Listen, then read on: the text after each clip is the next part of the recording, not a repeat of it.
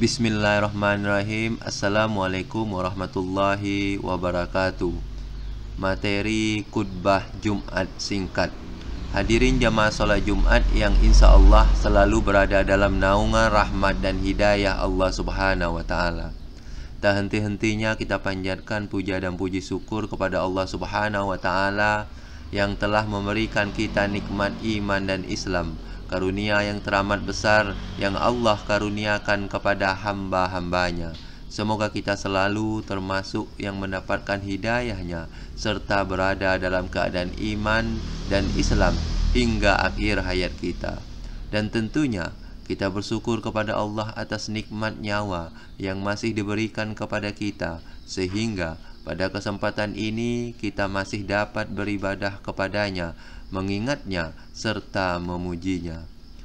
Sebuah pujian hanya layak dimiliki oleh Allah. Alhamdulillah, segala puji hanya milik Allah. Sungguh tidaklah pantas bagi manusia untuk mengharapkan pujian, tidak pantas bagi manusia untuk merasa telah berjasa, karena sungguh sejatinya segala pujian hanya milik Allah semata. Dan kami mengajak diri kami sendiri serta jamaah sekalian untuk terus memperkokoh ketakwaan kepada Allah Subhanahu wa Ta'ala. A'udzubillahi minasyaitonirrajim. Ya ayyuhallazina amanu taqullaha haqqa tuqatih wa la tamutunna illa wa antum muslimun. Hai orang-orang yang beriman, bertakwalah kepada Allah sebenar-benar takwa kepadanya, dan janganlah sekali-kali kamu mati melainkan dalam keadaan beragama Islam. Al-Quran Surat Al-Imran ayat 102. Dan tentunya salawat serta salam semoga selalu tercurah tak henti-hentinya kepada Nabi Muhammad SAW beserta keluarganya dan para sahabatnya. Sidang sholat Jumat yang dirahmati Allah Subhanahu wa Ta'ala. Dalam khutbah Jumat yang singkat ini, mari kita merenung sejenak tentang sesuatu yang pasti kita hadapi, sesuatu yang menjadi gerbang dari kehidupan dunia menuju kehidupan akhirat, yaitu kematian. Dalam surah Al-Baqarah ayat 28, Allah berfirman, A'udzubillahi minasyaitonirrajim. Kaifa takfuruna billahi wa kuntum amwatan fa ahyakum summa yumitukum summa yuhyikum summa ilaihi turja'un. Bagaimana kamu ingkar kepada Allah padahal kamu tadinya mati, lalu Dia menghidupkan kamu, kemudian Dia mematikan kamu, lalu Dia menghidupkan kamu kembali, kemudian kepadanya lah kamu dikembalikan. Dalam tafsir Ibnu Katsir dijelaskan bahwa ayat ini menjelaskan akan kekuasaan Allah, dan sungguh aneh orang yang ingkar kepada Allah sementara manusia awalnya tiada, lalu Allah menjadikannya ada di muka bumi ini. Ayat ini juga menunjukkan bahwa kita semua pasti mati dan kita semua pasti akan dibangkitkan kembali setelah kematian ini. Jemaah salat Jumat yang dirahmati Allah Subhanahu wa Ta'ala, maka apa saja kewajiban kita dalam kehidupan ini sebagai persiapan diri kita sebelum mati? Tentunya ada banyak hal, namun setidaknya ada 3 hal yang akan kita bahas pada kesempatan berharga ini. Yang pertama, beramal sebaik mungkin. Dalam Al-Quran Allah berfirman dalam surah Al-Mulk ayat 1-2, A'udzubillahi minasyaitonirrajim. Tabarakallazi biyadihil mulku wa huwa ala kulli syai'in qadir. Maha suci Allah yang menguasai segala kerajaan, dan Dia maha kuasa atas segala sesuatu. Allazi khalaqal mauta wal hayata liyabluwakum ayyukum ahsanu amalan wa huwal azizul ghafur. Yang menciptakan mati dan hidup untuk menguji kamu, siapa di antara kamu yang lebih baik amalnya, dan Dia maha perkasa, maha pengampun. Seperti apakah amalan yang terbaik itu? Salah satu indikatornya adalah pekerjaan itu dilakukan dengan istiqomah dalam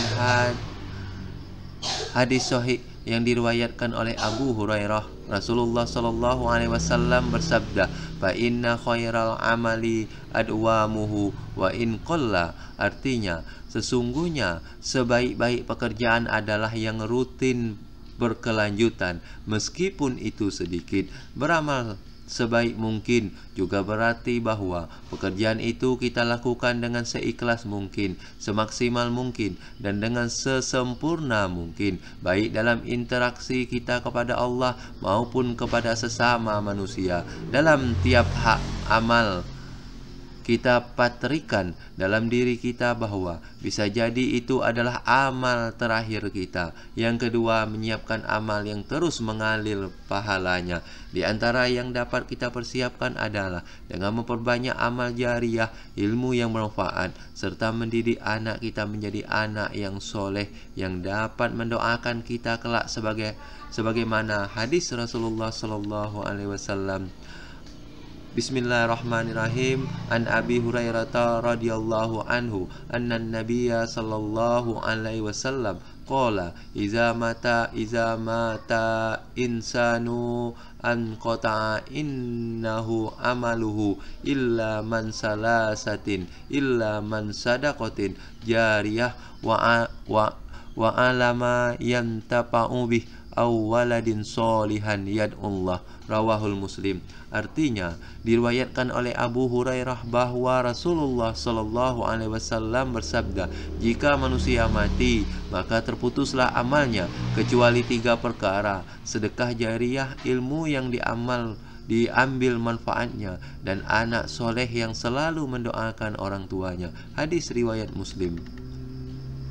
Yang ketiga, berdoa agar diberikan husnul khotimah. Apakah itu husnul khotimah? Di antara tanda utama husnul khotimah ialah apabila ia mengucap kalimat la ilaha illallah di akhir hayatnya. Dalam sebuah hadis sahih yang diriwayatkan oleh Abu Daud, Rasulullah Sallallahu Alaihi Wasallam bersabda, Bismillahirrahmanirrahim, man kana akhiru kalamihi la ilaha illallahu dakhalal jannah. Barang siapa yang akhir perkaranya adalah la ilaha illallah, maka dia akan masuk surga. Indikator lainnya dari seorang yang husnul khotimah apabila ia mengerjakan pekerjaan baik di akhir hidupnya. Bismillahirrahmanirrahim. Qala Rasulullah sallallahu alaihi wasallam, iza aradallahu bi'abdin khairas ta'malah fakiyala kaifa yasta'miluhu ya Rasulullah. Qala yuwaffiquhu li amalin solihin qoblal maut. Rasulullah sallallahu alaihi wasallam bersabda, apabila Allah menghendaki kebaikan kepada seseorang, maka Allah akan membuatnya beramal. Para sahabat bertanya, bagaimana membuatnya beramal? Beliau menjawab, Allah akan memberikan taufik padanya untuk melaksanakan amal soleh sebelum dia meninggal. Hadis riwayat Ahmad dan Tirmizi. Selain berusaha dengan segenap amal untuk mencapai husnul khotimah, kita juga harus berdoa agar Allah memberikan kita keistimewaan ini. Salah satu doa untuk meminta husnul khotimah adalah sebagaimana yang diajarkan oleh Nabi Yunus yang terekam dalam surat Yunus ayat 101. Bismillahirrahmanirrahim. Fatiras samawati wal ardi anta waliyyi fid dunya wal akhirat tawaffani musliman wa alhiqni bis solihin. Artinya, wahai Tuhan pencipta langit dan bumi, Engkaulah pelindungku di dunia dan di akhirat. Wafatkanlah aku dalam keadaan muslim dan gabungkanlah aku dengan orang-orang soleh. Demikianlah khutbah Jumat yang dapat saya sampaikan pada kesempatan yang berbahagia ini. Semoga ada manfaatnya bagi kita semua, dan semoga khutbah ini bisa menjadi motivasi bagi kita agar kita bisa menjadi lebih baik lagi ke depannya untuk mencapai keridhaan Allah Subhanahu wa taala. Lebih dan kurang saya mohon maaf apabila ada salah baik yang disengaja ataupun tidak. Barakallahu wa lakum fil Qur'anil azim wa nafa'ani wa iyyakum bima fihi min ayati wa zikril hakim. Aqulu qawli hadza wastaghfirullah li wa lakum wa lisairil muslimina min kulli zanbi fastaghfiruhu innahu huwal ghafurur rahim.